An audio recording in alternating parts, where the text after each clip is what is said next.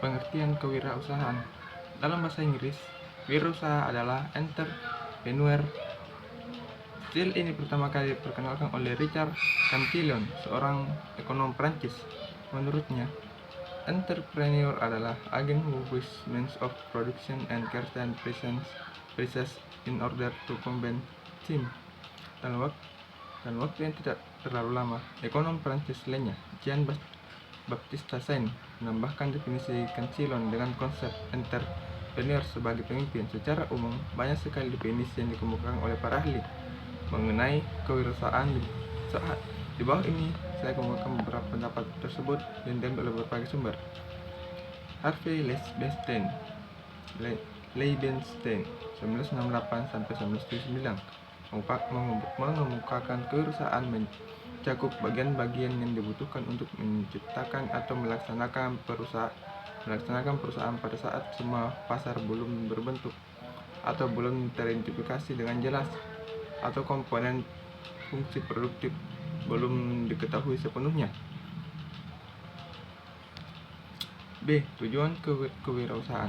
Seorang sosiologi bernama David McLean mengemukakan bahwa apabila sebuah negara ingin menjadi makmur, minimal sejumlah 2% dari prosentase keseluruhan penduduk di negara tersebut menjadi wirausahawan. Indonesia sendiri pada saat ini, menurut sebuah riset, jumlah penduduk yang menjadi wirausaha baru sekitar 0,18%.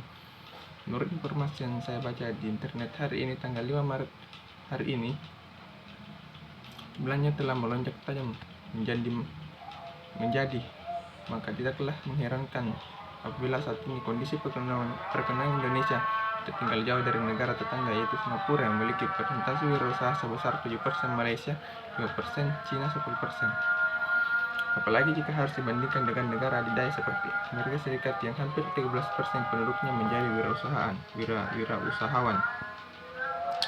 C. Teori kewirausahaan. Seiring berjalan waktu, kewirausahaan semakin berkembang, maka lahirlah berbagai macam teori tentang kewirausahaan. Akan coba saya uraikan beberapa teori kewirausahaan, diantaranya sebagai berikut. 1. Neoklasik. Teori ini memandang perusahaan sebagai sebuah istilah teknologis di mana manajemen individu sampai individu hanya mengetahui biaya dan penerimaan perusahaan dan sekedar melakukan kalkulasi matematis untuk menentukan nilai optimal dari variabel keputusan. Jadi, pendekatan neoklasik tidak cukup mampu untuk menjelaskan isu mengenai kewirausahaan. C. Kirsten entrepreneur.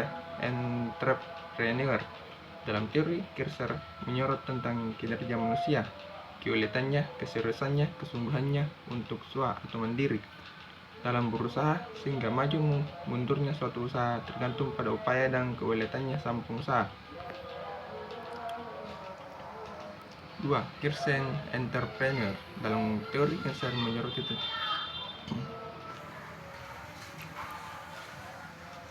dari berbagai disiplin ilmu, lahirlah teori kewirausahaan yang dipandang dari sudut pandang mereka masing-masing. Teori ekonomi memandang bahwa lahirnya wirausaha disebabkan karena adanya peluang dan ketidakpastian masa depanlah yang akan melahirkan peluang untuk dimaksimalkan. Hal ini berkaitan dengan keberanian mengenai peluang, berspekulasi, menata organisasi, dan melahirkan berbagai macam inovasi. Sekian dan terima kasih.